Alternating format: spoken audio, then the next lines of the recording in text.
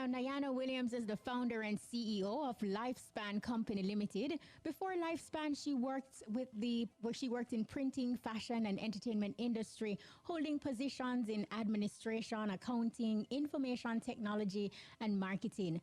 In 2005, she decided to start a bottled spring water company in Buff Bay, Portland. She made the first 100 cases herself, along with her partners, her husband, and his brother. With an eye for detail and a clear vision of the company, Nayana Williams manages the day-to-day operation of Lifespan Company to ensure the achievements of its vision, mission, and goals. Today, we journey with Nayana Williams on the road to success. Nayana, welcome to IRIE FM and thank you so much for agreeing to take us on your journey on the road to success. Thanks for having me, Kshema. Thanks for having me.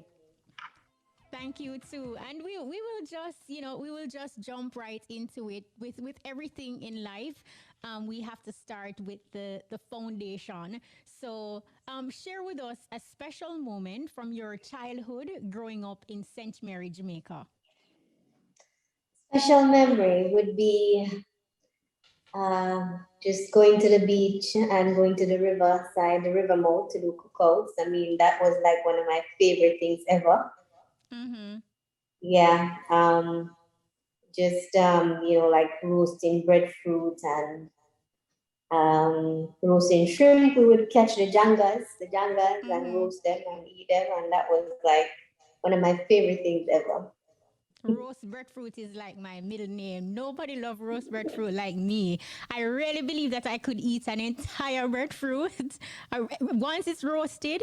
Trust me, I will have it. Now, your connection with Portland, that's ultimately where your business is, but your connection with Portland started during your high school years at Titchfield. As a teenager, did you always have a business mind and what were your interests? Yes, I always had a business mind. I remember when I was in Port Farm, I was in the Hearts, and I decided that I wanted to change over to the business, the fifth form, the business fifth form. So, some of my classmates were like, you got demoted, because, they think of business as as Mm-hmm. the lower thing. If you're doing the arts, you can become a lawyer. If you're doing the sciences, you can become a doctor. But, business is not looked upon that way. So, yeah, but Titchfield was where I attended school. So I traveled from St. Mary every morning to go to school at Titchfield. Mhm. No, we know that peer pressure is something that is very real. Now, when your friends said that to you, what was your frame of mind then? Did you listen to what they had to say, or was a part of you sort of doubting your choice or your direction? At the time, no, I've always been a very stubborn person. So it's like what they had to say had no bearing on me. That was my choice. Mm-hmm. So from very early, I always like really stick to my choices. Yeah. Mm-hmm. And, growing up, sometimes as children, we can pull inspiration from our parents. What life lessons did you learn from your mother and father? Well, my mother, she took care of her family. I mean, she was always there making sure the house was spick and span, like um, she had 6 kids and it was not easy. Sometimes I look back and I wonder, how did she, make sure that that house was kept like that? Because, I mean, we were kids and we were just all over the place. But she did that, and that is something that I really admired about her in keeping the house, making sure dinner was on the table and everybody was fed. Yeah. As for my father, he was a manager. That's what I remember about him. And he always ensured that we came home, he ensured that everyone has eaten, even when he's eating his dinner, he would share his food with all of us.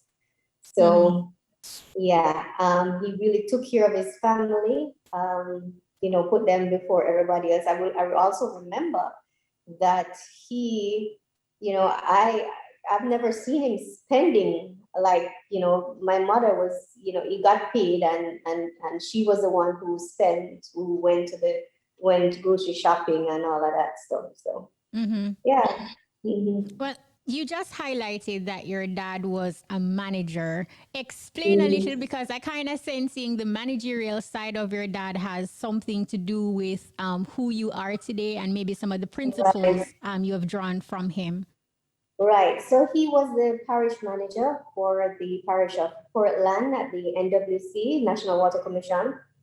And when I was attending high school, I would get, he would drive me in the mornings to school in the, like maybe from first to a part of fourth form.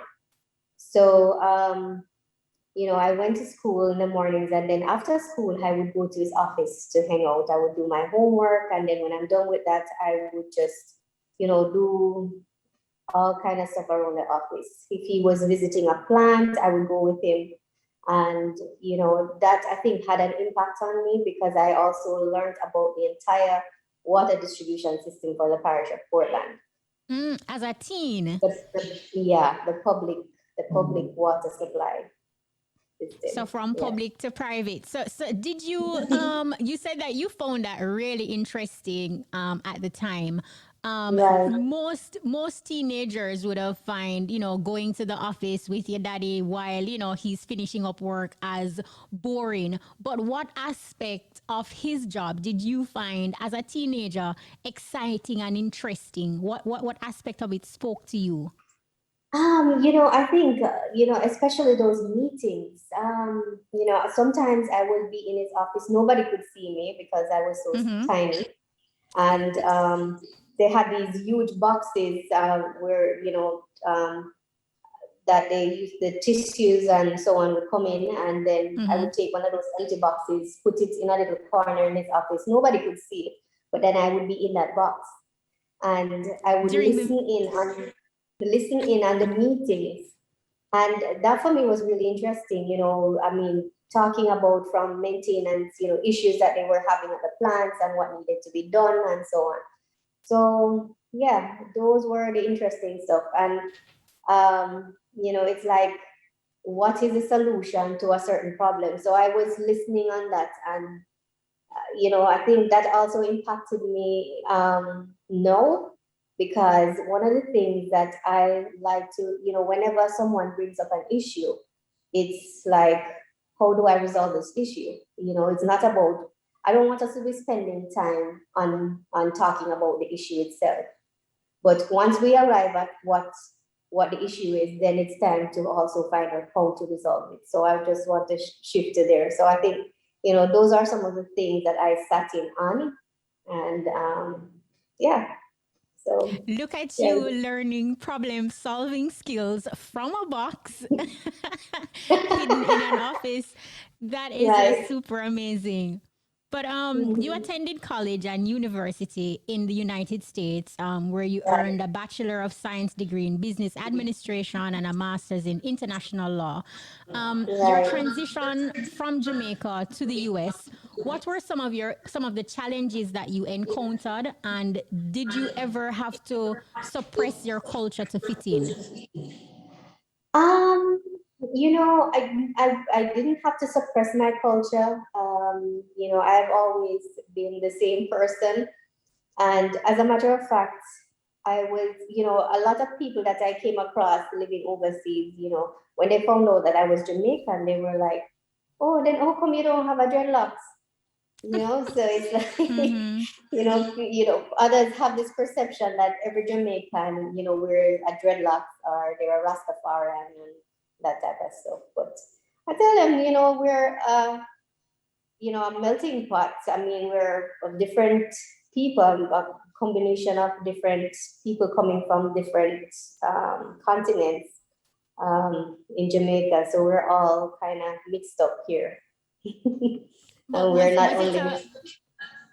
Was it a hard Mhm. transition though, like going there, leaving Jamaica, your friends behind? Were you by yourself or were you still with family members? I was still with family members. Like when I was attending college, I shared an apartment with my younger sister. She was attending school as well, so I had that.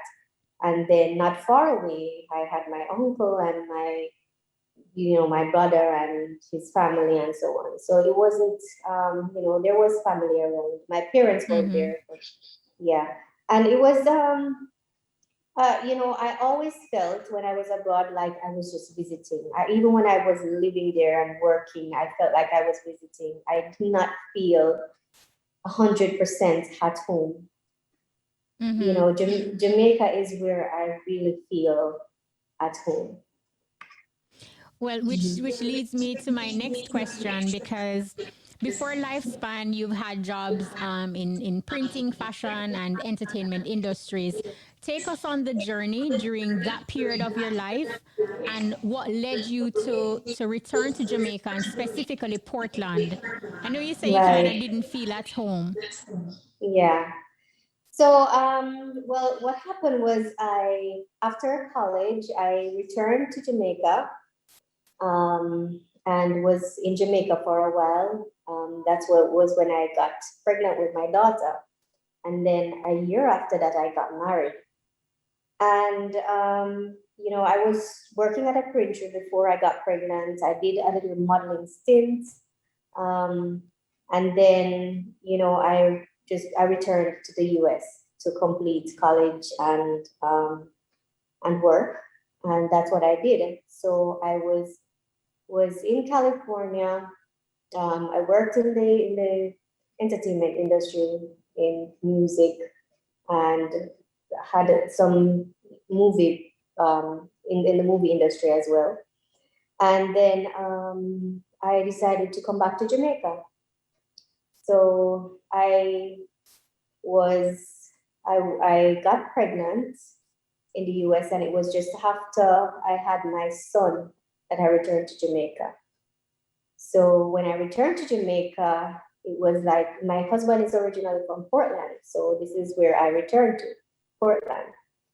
Um, Moving back to Portland was a little bit, it's like I said, very laid back parish. And I mean the same with St. Mary, but it's laid back. There wasn't much of an industry here. And I was wondering, what am I going to do? I am like, Mm-hmm. I'm not going to be sitting at home the entire time. So I had to, I started doing some research. I looked at what was around me because it's like scanning the environment. What is there to do? Because there's no job available. So one of the things that was very frequent is rainfall in Portland. So, with the rainfall, I said, wow, we have an abundance of water in Portland. So that is what gave me the idea to say, to explore further to see if doing the bottled water business would make sense. And I did a ton of research. And then when I did that research, I also put a business plan together from the projections for 5 years. Just I mean everything you can think of, I did it, and I went down into details. Um, because of course, I'm coming from a business background, having worked in business and also pursued a degree in business. I had some knowledge of how to Mm-hmm. put that together, and that is what I did. So one day, and maybe about after moving back, about almost 2 years after. No, it wasn't quite. Yeah, almost 2 years after. No, it didn't reach 2 years. It was like, it was like after a year. Mm-hmm. My husband, I was sitting in my office, and my husband came and was like, all day you sit in the office there, and so what are you going to do with your life? And I'm like, all right, I have this business plan. So here goes. So I presented the business plan to him and he got really excited. Mm-hmm. He got really excited. So I realized I was really onto something, and he bought into it right away, and we pursued it, and then it in the early stages it was trying to get the source, trying to get all the components that was needed to get started. We had to start with we had a plan A and a plan B. We had to start with the plan B because we wanted to get the source, build the factory by the source, but we did not, we weren't able to get the land in time to do that. So we had to build a factory on land that was available to us, and then we had to truck the water initially. In the first stages, that's what we had to do. And about 5 years after was when we could go back to plan A. Wow. So yeah. Now, Nayana, all of this happened in 2005. Yeah. Here it is, you have decided to start this bottled spring water company. But then at the time, there were other brands of bottled water. I mean, what was it that made you so passionate and driven about the idea that was not novel? Right. Well, yeah, there were other players in the market, and that told me that, you know what, there's a market for bottled water. That's first and foremost. And second, I was a lover of water. I drank water. That was my go-to drink at all Mm-hmm. times. That's what I prefer to drink. So I saw the value in water, and I saw the value in consuming water as the healthy choice. So I also looked at the community and I was like, I would want to do something that will contribute to people in a very positive way. So it means that I want them to be able to benefit some way or the other from it, other than quenching your thirst, right? So yeah, and also I wanted to ensure that whatever I was doing, it would benefit the community positively. It would create jobs for others. So those were motivating factors for me, and yeah, that's what drove me. Mm-hmm. You mentioned briefly about from creating business plans to projections. We know that a startup business require a lot of work, time, and money. What were some of the challenges you encountered trying to get investors or commercial banks to buy into your idea? Well, that for me was quite a challenge.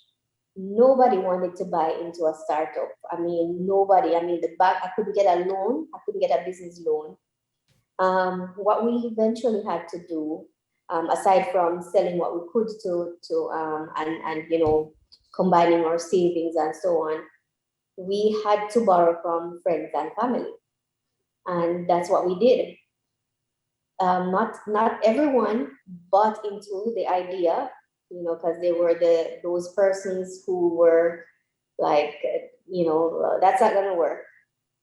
And of course, you just listen to what others say. You have to respect other people's opinion, but then we just had to do what we wanted to do, and take the necessary steps. Did you you know how sometimes you have this passion, you have this drive, and here you are, what is standing in between you and your passion is just somebody to believe in your dream. Did you Yeah. at no point became frustrated or tired or felt like giving up? Many times. Can I tell you? Many times. But there were the times when my husband got frustrated. And even though I was frustrated, I had to be the one to say, you know what? Um, things will get better. So, it's like someone had to be optimistic. So, but it got frustrating. I remembered when, we had two pickups, and the pickups, my brother-in-law had a pickup, my husband had a pickup, and that is what we used to carry the goods, to market. So when it rained, even if we put a tarpaulin all over it, it just did not work, and then, we're a small business. If water wet up your boxes, then you have problems. You can't, you have to change the boxes or whatever. I mean, those are some of the issues that we encountered. One major issue that I encountered the first time when I got this really big order, I would say back in those days, it was huge, 150 case order, the first of its kind. And, we were so excited. We had just bought a truck because my husband was able to get a personal automobile loan in order to do so, because the banks wouldn't lend the company any money because we were a startup. And so we loaded that truck and we went to Ochoa's to make the first delivery. The arrangement was we would get paid right away after we unload. But the proprietor decided that, you know what, she's going to need another 150 cases. So when you come tomorrow, I will give you the check. So when we returned the next day, unloaded and ready for the check, she said, you know what, I'm going to need another 150 because your water's selling like hot bread. People just want it. So, so excited, but then again, I start getting this little feeling like something was wrong. So the next day we did load up the truck again and we went back to the customer, and before we unloaded this time, I went in to get the payment. And she did not have a payment ready for us. So we had to eventually leave, and we took back the 150 cases with us. We did not get that payment for many months. I think it was over a year before we got that payment, minus 20%.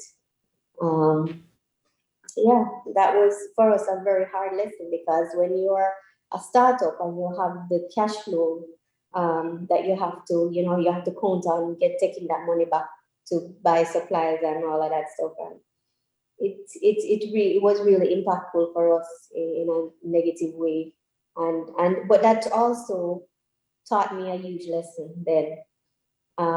So there were many other moments like that where I learned not exactly the same thing, but I had a takeaway or so from it, and it kind of molded me and helped me with future decisions going forward in the business. By the way, Lifespan is a brilliant name. Who came up with the idea? What was that conversation? Right. It was my husband who actually came up with the name. One day we were traveling to the North Coast. We stopped at a gas station to get some refreshments, and I didn't see any bottled water, but I saw this small bottle. It was clear, but it was like a flavored type of water, but it had sugar or sweetener in it. So, I tasted it and it was really awful, but then the name, I like the name. The name was Viva, which I think meant something that had to do with life, because my husband, understood it and so on. So we were talking and we were like, I was coming up with ideas, I said, why did they give this thing this name? And it is so awful, it's unhealthy. So of course I couldn't drink it. But anyway, that started the conversation with the name that we're going to come up with for Lifespan. So, I was talking about my life, the life, water is life, and, the mount, I was describing all kinds of stuff. And then my husband said, Lifespan. And I was like, yes, that's it, Lifespan. Brilliant, absolutely brilliant. A question I wanted to ask you, you kind of alluded to it earlier, but which was the more fulfilling moment for you? Your very first sale or your first major order? I think my very first sale. My very first sale. And one of the things that I remember when we worked in the factory and we put those cases of water together, and and we went out on the road for the first time, to sell. And all I could think about was, seeing the product on the shelf at the time. And, when we went out that first day, it was very discouraging. People were saying, nobody knows this brand, it's new, you have to market and you have to do this and that. And what they were talking about required a whole lot of funding, which we did not have. And we persisted. As a matter of fact, my mother-in-law and my sister were the two first people to buy 2 cases. I mean, each of them bought a case. Yeah. And it felt good because, you gave them the product and I got the money and it was like, whoa, we are actually in business. We have started trading. Yeah. But how did you deal with those criticisms though? Because sometimes some persons are so passionate about their product or their creation that when others speak badly of it or try to direct you in a different path from what you're thinking of, it hits a nerve. How did you deal with these types of situations? Yeah, it was discouraging, but I think a part of it kind of motivated me because I was like, I'm going to prove you wrong. And that's in my mind. I didn't tell them that up front, but in the back of my mind, I was thinking, I'm going to prove you wrong. Yeah. And that was what I took away from it. I was just going to prove them wrong. And were you, sometimes people will have a brilliant idea, and when you sort through and realize that it takes a lot of work, it takes a lot of dedication, did you factor these things in? And once you realize the amount of work that is required of you, was it discouraging, or how did you deal with that? It wasn't, because I decided to invest my entire life in building this business. So it was like, based on the decisions I made, the only choice I had was to pursue. So it was not like, I thought of myself at the time of having no other choice. I wanted to be with my family in Portland. I wanted to live here. So the next best thing now that I had to do was to financially empower myself. And, I was motivated. Wow. On that note, we're going to go for a quick break. Do not go anywhere. If you're just joining us, it's all about Road to Success, the journey, a feature inside the Easy Skanking that is geared to inspire, uplift, educate, and motivate and entertain. Today on the Road to Success, we are journeying with Nayana Williams, the founder and CEO of Lifespan Company Limited. Now, one may have a great product, but what stands between them and success is marketing. And in 2007, you tweaked the marketing strategy for Lifespan. Now, was this the turning point for the brand? And what prompted the change in strategy? All right. So, initially we didn't have, funding, capital was always an issue for us. We didn't have the capital, so we had to, do what we could to start. And that's what we did. We just started. So we may not have put a lot of emphasis on the marketing aspect of things. But then, persons who started trying the brand, and, at one time someone came to us and said, do you realize that your water is naturally alkaline? And this is a consumer. And, and we were like, then what does that mean, And so, of course, we were educated and what it meant for the water to be naturally alkaline. And this meant that, waters can be alkaline or can be naturally alkaline, or it can, because you can add certain minerals to it for it to become alkaline. And what we had was something that was natural. So of course, that was the turning point for us, because then we started saying, we need to let consumers know that what they're consuming. So that for us was the point when we started that. And of course, capital was an issue for us. And for years since we started, we tried to get funding, and without luck, we couldn't. At one point, I was so frustrated, I called the JBDC and asked them, what is there for businesses, for small businesses? And this lady listened to my frustration and what I was up against, and she listened, which I was very appreciative of. And when I finished talking, she said to me, the JBDC is going to start, they're going to put in a funding arm, and then it's going to be a funding arm to capitalize small businesses. Lifespan's aim is to basically become a global brand. What would you say? Do you foresee that some of the challenges that you're encountering is simply because you're operating out of Portland, which is one of Jamaica's rural parishes, as opposed to Kingston? That you will come up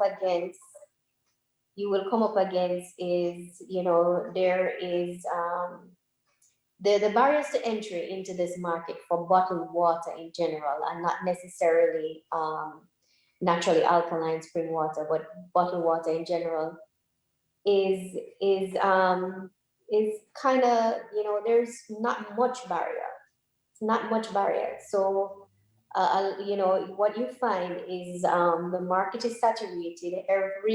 Probably every month or every week, there is a new bottled water brand coming up on the market. And I think sometimes you find that the persons come and they start making certain claims that are not necessarily so, and you will find that. So marketing, for me, it has to be, the reality has to be factual.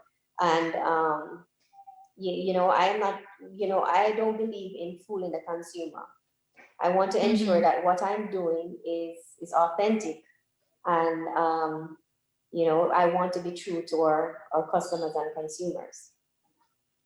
Now, ambition coupled with sacrifice can be perceived by persons on the outside looking in, as a gold spoon handed to you. Name one of the most significant sacrifices you have had to make as an ambitious entrepreneur to successfully grow your brand. Well, I would say that was not taking a salary for the first 7 years. 7 days or So 7 years? 7 years. The first 7 years, we Wow. didn't take a salary. I didn't take a salary. My husband didn't take a salary. He had a small income coming in, which could, basically pay our bills, and so we could eat as well. But aside from that, I couldn't buy a new pair of shoes or clothes for 7 years. Wow. So I had the clothes that I was wearing at the time was clothes that I had from when I was living overseas. So aside from the branded shirts that we got, that was it for me for an entire 7 years, the first 7 years of the business. So that was a huge sacrifice. And there are many more. There are many more sacrifices, but that was like one of the major ones. Having to wait 7 years before reaping rewards, did doubt start to creep in? And when did you actually realize that Lifespan Water was a successful brand that was deserving of these sacrifices? I think I got in the habit of making sacrifices. So even at the time when I didn't need to make any sacrifices, I was still sacrificing. So making sacrifices is about making sure you have that vision, and that's what we did. I had that vision, and I just wanted to. I was so focused on that vision, and I'm still focused up to today. It's like I lived and breathed the company. It's like I know every aspect of it. From the day it started up till now, I know every aspect of it. And it's like, and I don't think I can ever, like, once I am still a part of this business, I will ever be able to function not knowing every aspect of it. I no longer micromanage, but I have to be in the know. Mm-hmm. Yeah. Wow. But it's not paying yourself for 7 years. We can just imagine, like, for our listeners and even entrepreneurs may be thinking, at what point do you pull the plug, and when do you know not to pull the plug I and think, continue? mhm. Yeah, and it's a part of life in general is that we have to continuously learn. And a part of my continuous learning process was I had to, engage in personal development. And it so happened that I went to an event which was was a coaching event where you had coaches, presenting. And I took away from one of those coaching sessions about paying yourself first. And I think this was, like 7 years after the business started, when I went into this coaching session, and it said pay yourself first. And I took that away with me.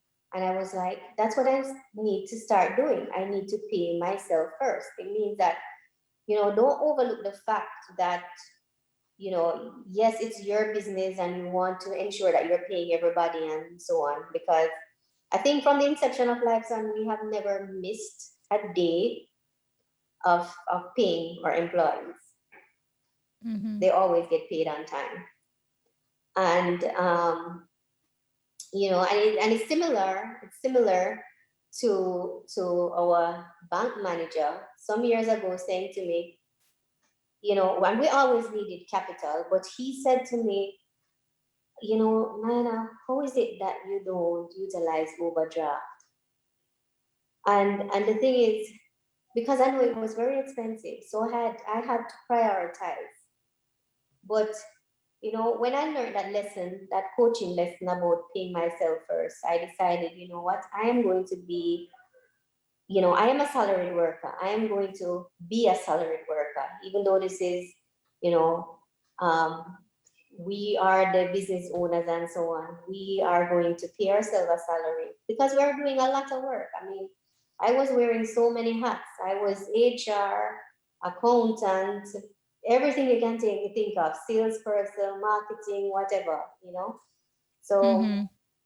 I decided to start paying myself then. Wow. Mhm. You know, the you distribute in other countries as well, right? Cayman Islands, British Virgin Islands, Bermuda, and Barbados.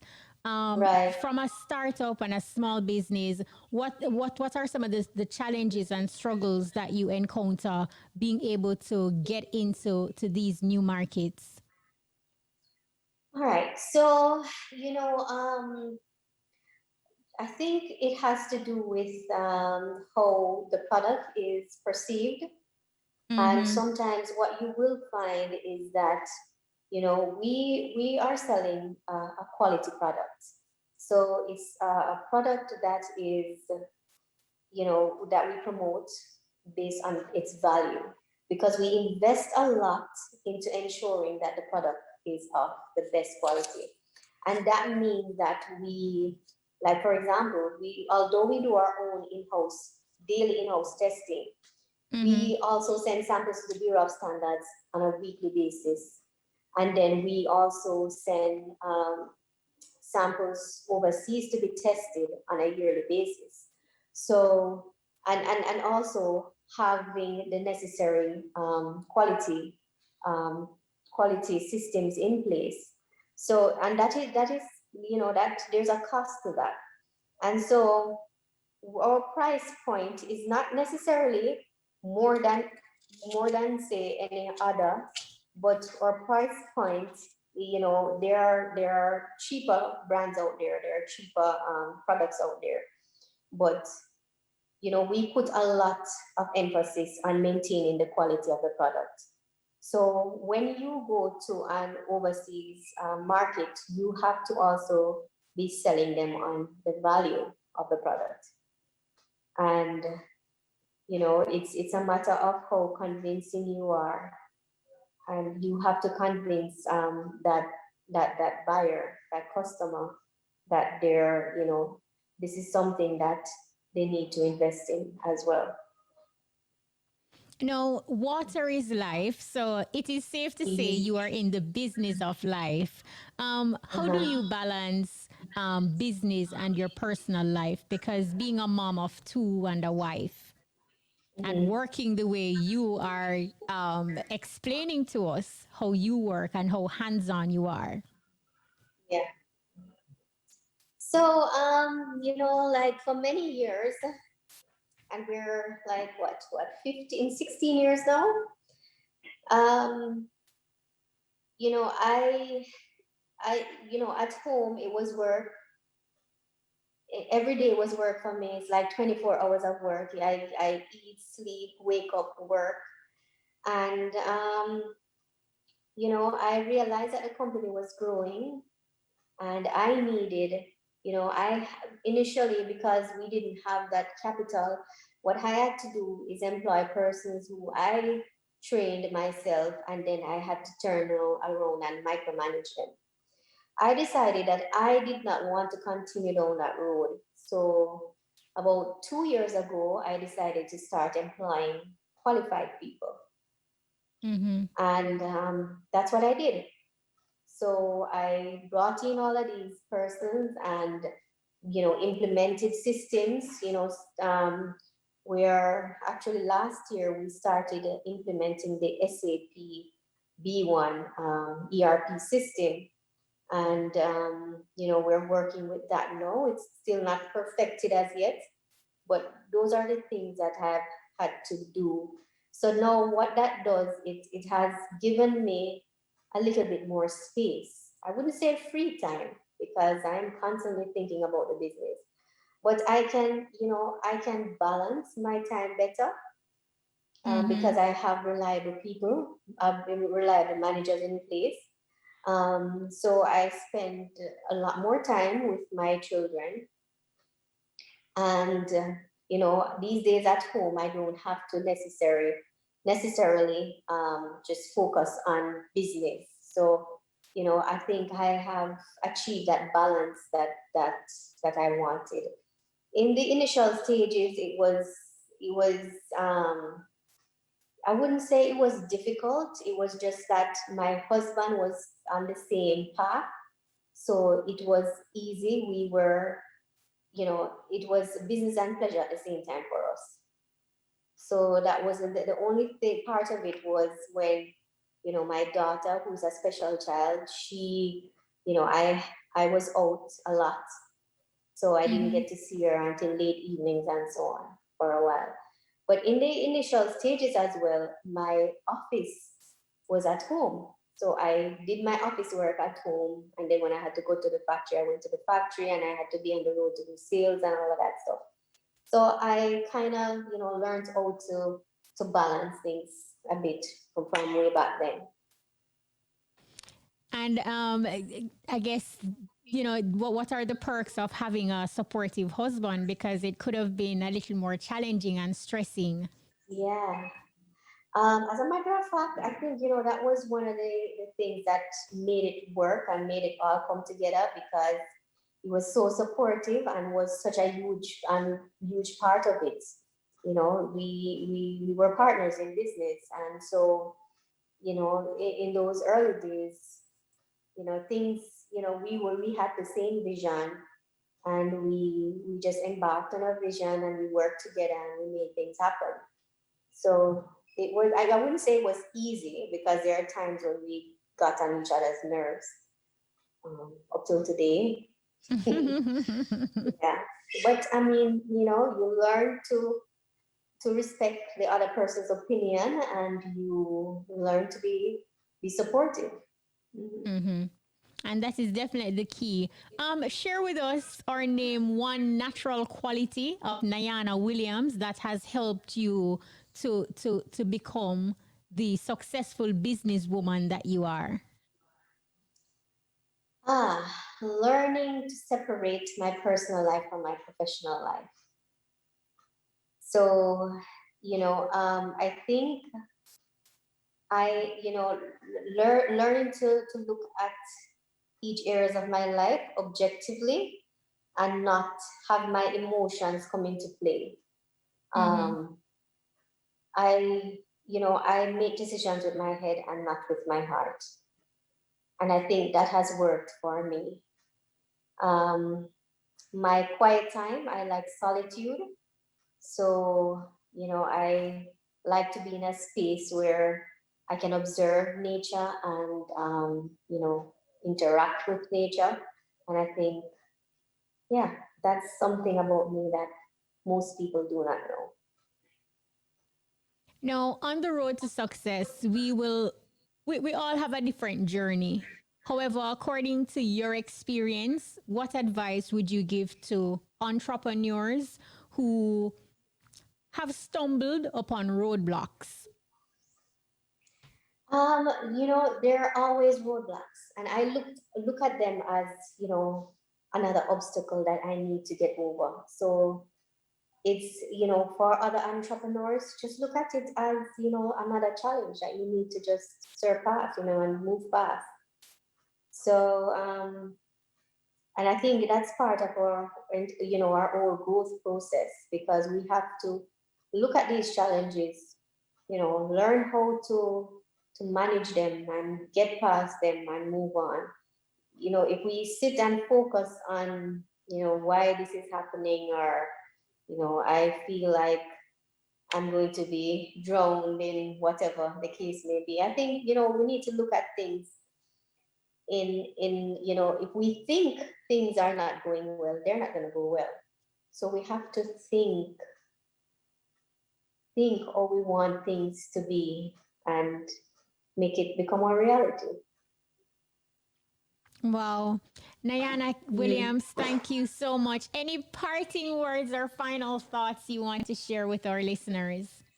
Well, I think entrepreneurship is a great way to, gain financial freedom and build our communities. So I would advise anybody who has an interest to pursue their interest and move forward, because at the end of the day, whatever is fulfilling to the person, that's what they need to pursue.